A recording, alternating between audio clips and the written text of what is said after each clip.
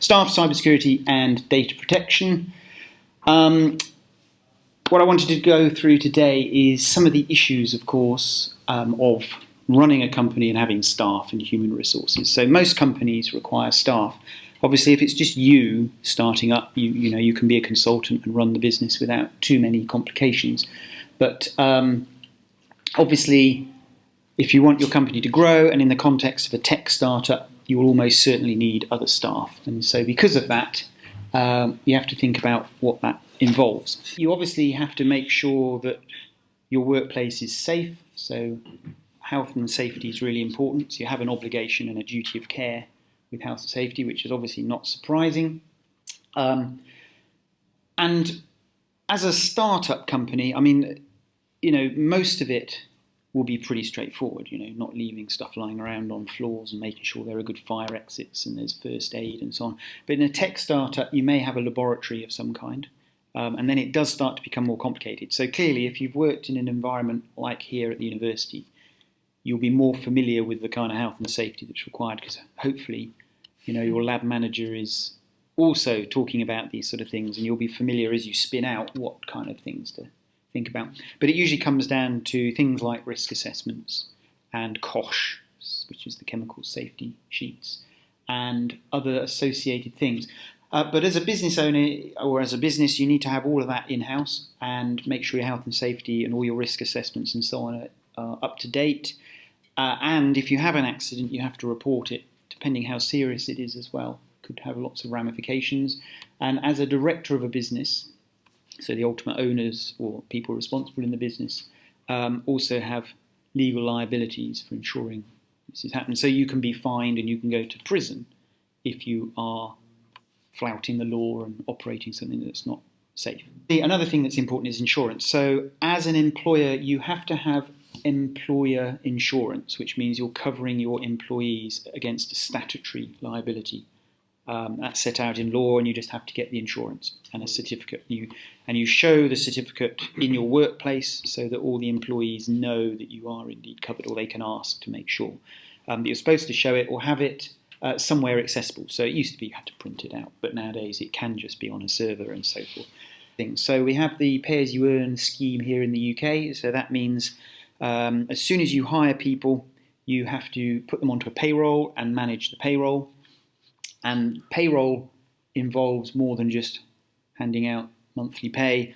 It involves taxes and national insurance and pension and potentially other things as well. We'll mention a few of those in a minute. With staff, you've got the whole process of hiring them. If you're a tech spin-off, you may well be taking some people from the university and move them onto your own payroll. If you're starting afresh, you'll have to go out and hire people and bring them in. And then, it's your responsibility, and it's up to your own procedures really, how you go about hiring and, how you decide whether this person is suitable and bringing them on board. But even as a small company, you still have to worry about discrimination and so forth. So you have to be very careful, that you're equal opportunities, you're not discriminating against race, against sex, against age, and all of these things. And the difficult bit there may even be just not really appreciating what it is, what are you inadvertently discriminating against. So again, getting some help is really helpful. And then when you've got your new member of staff, you obviously want to bring them on board, get them involved in what we've talked about over these weeks, making sure they follow the procedures and the sort of ethos of the company. So that's kind of the induction, and then the onboarding, how you make them aware of everything that goes on. And that takes time, and obviously the more you invest in them in terms of showing them what to do, the better it is longer term, because they'll pick things up more quickly and do everything right first time. But every time you bring someone on board, it takes time. Somebody's got to train them and so forth. As your company grows, you'll obviously want to devolve that down to others to do that process. And then that's not all, of course, because once they're working with you, you've got to obviously manage them, but over time appraise them, see how they're doing. And, as you will be expecting, you want to be appraised and valued and rewarded. So there's all the question about salary, and other ways of rewarding staff, and how you go about that and how you review it and what is the right level and so on. Now, some people are better than others at that kind of management process, and it's not everybody's cup of tea. So again, you might find it's easier for a colleague to help you with all of this. Certainly you need to try and spread the load. So the more you can start having other people reporting to other people to help with that appraisal and managing process, the better. But in a very small company, that's hard. And then as you grow, try and think about that structure. And also what happens, of course, is staff move on at some point. They'll either not enjoy what they're doing, or they'll want a career progression, or they just move away, or whatever. You have to manage that process as well as best as you can. Often the people you're employing, especially in a small company, they may be the only person doing that particular job. So when they go, they literally leave a hole in the operations, and somebody's got to fill that. It could be pretty urgent. It could be, regular accounting. It could be constantly talking with customers or developing the business. So when they go, you need to have a process where you can make sure you know what they've been doing properly, who it is that's going to carry on with that, and then probably go back and as quickly as possible hire another person. Recruitment then is often cited as a really important stage, because certainly in a startup, you almost don't have the time to do it properly. You just need somebody as quickly as possible. You maybe ask your friends who you know, or even hire friends or something. Whereas, of course, in a bigger organisation like this university, there are actually quite a few procedures to go through. You write a job spec, you get it cleared by HR, and you get it cleared by your manager or the head of school, and probably many other steps as well. And as a result of that, the process is a bit slower, but there are mechanisms for advertising. You probably get lots of applicants and so forth. So the difficulty in a small company is doing all of that with everything else. So it's certainly worth, doing as much of this as you can, even for a quick hire, in other words, where you're trying to get someone as quickly as possible. So I've just put up some examples there of the kinds of things you might want to do, both in terms of writing the job spec, so writing the advert, writing down what it is people are going to do. Even if you don't really advertise, it's well worth still doing that, just a paragraph or two about what you're expecting of the person. Because when they come, whoever they are going to want to know what you've got in mind, even if it's actually probably everything that you do in the company. So I've written there, job description, kinds of activities, what relevant past experience. Obviously, if it's technical, that's a bit easier. You know the science or technical areas you're working in for a startup that's got that technical bit. But if it's the kind of more operational side of the business, this could be to do with bookkeeping or sales and development. So a little bit different from the areas that you're familiar with, yeah? Linked to that then is the qualifications. So, are you after degree level, PhD level, or, are you happy with somebody who has no qualifications or is an apprentice and so forth? But have a think about that. Obviously, the more the qualifications, maybe the more suited they are for a very specific job, but often you pay a premium for that. And, you'd expect a higher salary with more qualifications. So that's a balance. And then probably the most important, I think, within especially a small company is the personality, in the sense of how are they going to fit in? What have their past experience been like in terms of, what kind of businesses they've worked in before? Is it a small company? Have they got evidence of having worked in a close-knit team? Are they someone that will roll up their sleeves and do quite a lot of other stuff? It's very difficult to tell that in an interview, but you've got to try and get a grasp of that, because when you've got a really small company, the people that you employ are obviously quite significant characters in that group of 5 or group of 10, and you want them to build on what you're doing within the company. You want them to kind of fit in, but also potentially have that elasticity to grow with the company, so take on new roles. And then it comes down to the sort of nitty-gritty of the actual contract. What is the salary? Unfortunately, you have to talk about salary, however uncomfortable it is, both in terms of what it is, but how it's structured, where people are going to be perhaps heading in their 5-year plan, so that you can see that perhaps that aligns with what you're trying to do. But salary isn't everything. And so certainly play to the strengths of a startup company in that, with a startup company, you don't have all the baggage and all the bureaucracy of maybe a larger company or a university type environment. So, you can play to that strength and actually make the working experience perhaps more flexible. So if people have got childcare to worry about, or they want to get in a bit later or work a bit later, avoid the traffic, there's all those things that you can build into this and make it appealing. And that's, of course, how these startups do it. Without going into the detail, just to indicate here, when you're actually bringing a new member of staff in, it is really good policy to give them an induction. So rather than just bringing them in, sitting at the desk and sort of being quite informal about it, the sort of things you need to think about are obviously, making sure you've got their name and address, who their next of kin is. If there's an accident, you need to contact them. You actually have to make checks that they are eligible to work.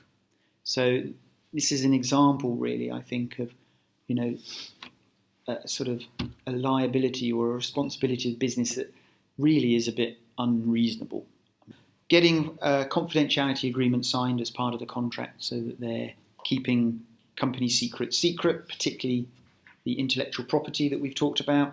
I would give everybody a lab book, a bit like what happens in a science establishment, in that even if they're not technical, that lab book is a way of them logging day-to-day stuff that stays in the company. Even just general notes, it can stay in the company, can be really helpful to find out what they've been doing should they leave. But it's also important where they are generating IP that you've got the lab book or the log book as evidence for that in the future should you need it. And then there's a lot of operational stuff, making sure that, obviously they've got an email address, what their car is if they're in the car park, where are they located, have you got the payroll information you need, and so on. And the easiest way is to have a checklist like that and just get that all signed off. And then I just wanted to show you this one, which is, how you might appraise the performance and sort of career progression of your staff.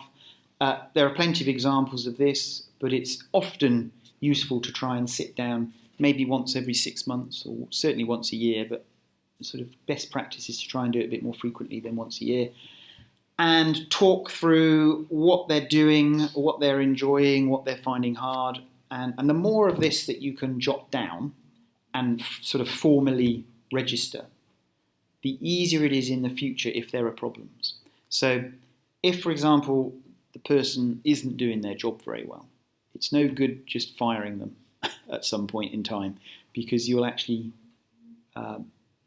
end up in hot water about unfair dismissals and so forth. It is actually quite difficult to sack a person that's working for a company. So that obviously means that the employees have quite a few rights, which you need to be aware of. Now, that's not to say that if they're not performing, you can't get rid of them, but you need to do it in a structured way. And the best way to do that is, well, certainly to take advice, because employment law does change quite frequently as to what's good practice and so on. But just in general, appraise people regularly, give them feedback, and if they're not doing things the way you want, make sure that's written down and discussed, and give them ways of improving their performance. So, meeting their targets, or saying, look, we're going to review this again, and please, you've got to have done these tasks at this point in time, otherwise we're going to have to escalate this. And so get that jotted down and make sure they have a copy, you have a copy, and therefore it's sort of logged. And that is really good for then showing in the future, should you enter a tribunal of some kind, that you did indeed go through this process. And then the other thing I wanted to talk about is ways of incentivizing beyond just that salary and potentially, the kind of ethos and environment at the work. With a small company, you've got this opportunity to incentivize staff with shares. And this is often referred to as an ESOP, or an employer share option plan, or a share option scheme. And what this is all about is, at some point, enabling your staff to have a stake in the company. So, of course, in a startup, we've talked about how often you're growing the value of the company, perhaps taking on investment, But eventually, if you sell the company or list the company on the stock market, the shares in the company can be traded, and if you've grown the value of the business, those shares will have intrinsic value reflective of that.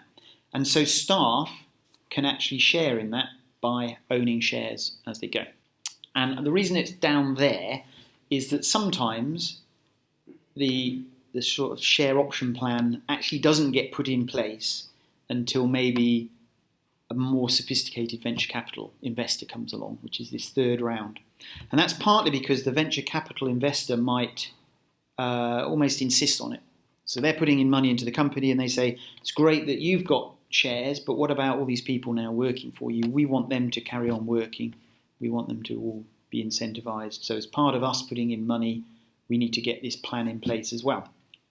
But you can start the plan at any time. You may not ever take on investment for whatever reason, but at some point you want to have a share option scheme beyond just the founder shares and so on. Now, when you start a share option plan, you can do it in a number of different ways, but there are tax efficient and sort of legitimate ways of doing it. So what you don't tend to do is just issue shares for free to your employees, because obviously there is some value in the company for those shares already.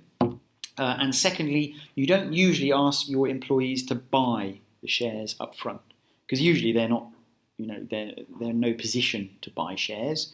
They're probably not rich, and they are probably working hard for their money. They may even be on a relatively low salary because of the startup environment that you're in, and indeed this is partly why you're trying to compensate them. You want them to have shares as that extra bonus in the future if they keep working hard. So they're very unlikely to be in a position to buy shares. That's the point. And you probably don't even want them to be offered shares in that form anyway, because they're not a sophisticated investor. You've got to be a bit careful about offering shares to people that don't understand the risks. Key word is option. And what happens there is you value the company. You should get that agreed by HMRC as a fair value for your company. Now, the value of your company is kind of a bit hand-wavy at any time, because it's who will pay whatever for the company. But certainly there are accounting ways of doing this. So what will often happen is you'll get your accountant to try and come up with a fair value for your company, perhaps an upper and lower range based on the real cash value plus what the company's doing and how it looks like it's growing. That's submitted to HMRC. They usually would just then, if it's reasonable, agree and write back and say, yes, we're happy with this valuation based on what you've suggested. And then that forms kind of a strike price for your share option plan from that point forward. They're not going to buy those shares, but they have an option to buy them in the future.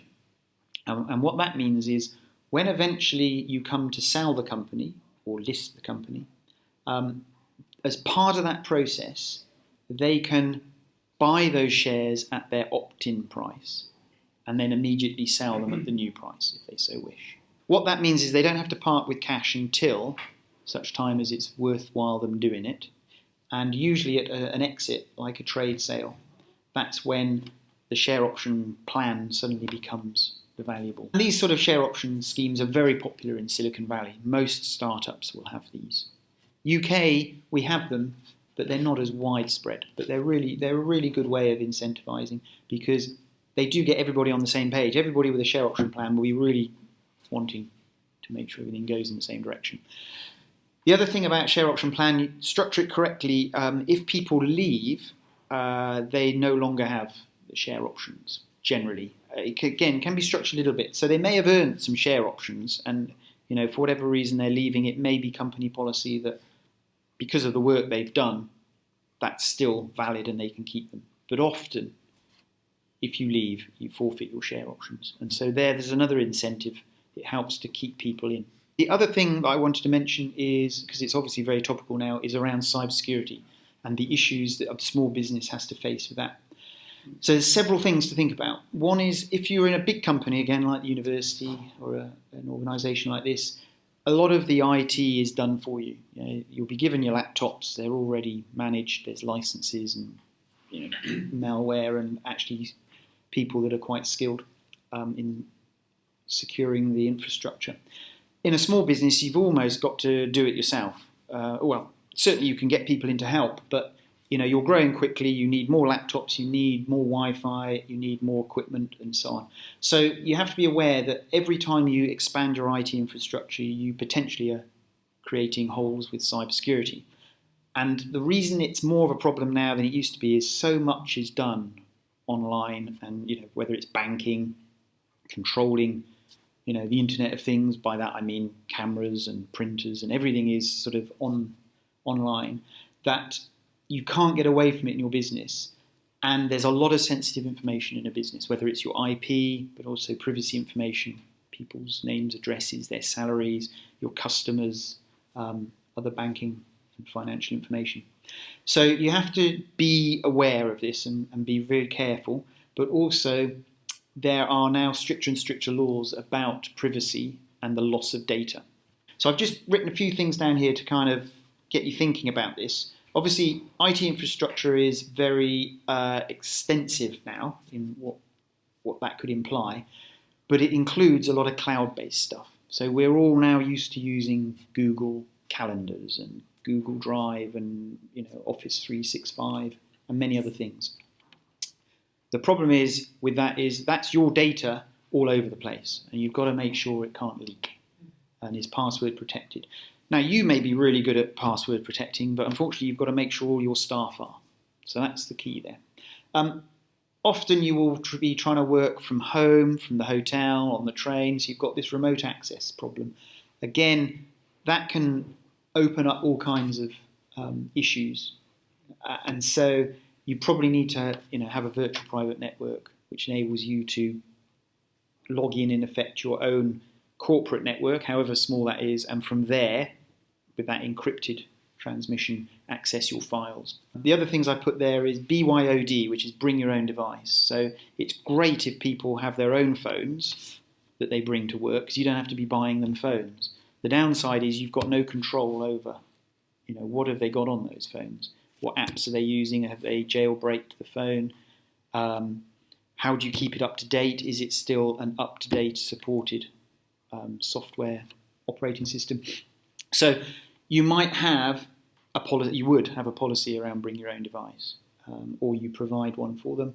So that comes down to policies. You've got this issue of logins and passwords and accounts and how you manage that. Not only because maybe they're accessing your network, but also, what if the marketing manager's operating Twitter?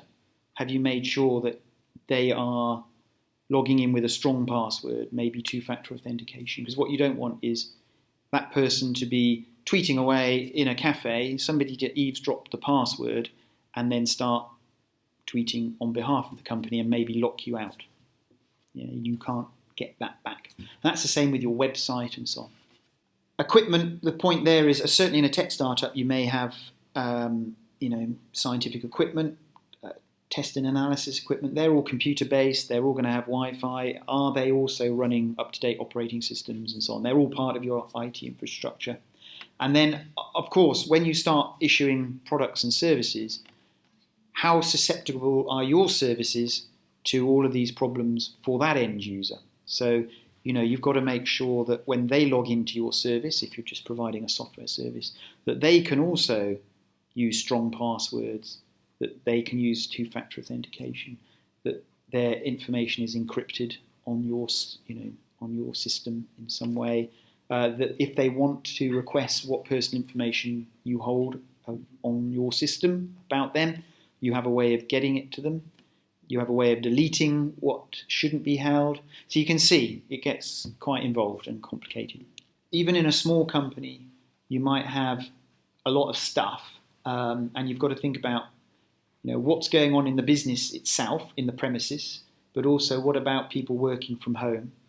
And I've shown here, in a business premises, you'll have your business network, which may have a server or have printers, might have phones, security cameras, guests, visitors. What if they log in? You should have a separate Wi-Fi access for them. So already pretty involved. But then you've got people working from home, on a home network with kids playing all sorts of games. All the departments that we've talked about in the past, even if they're kind of virtual growing departments, will have all kinds of software specific to what they're doing.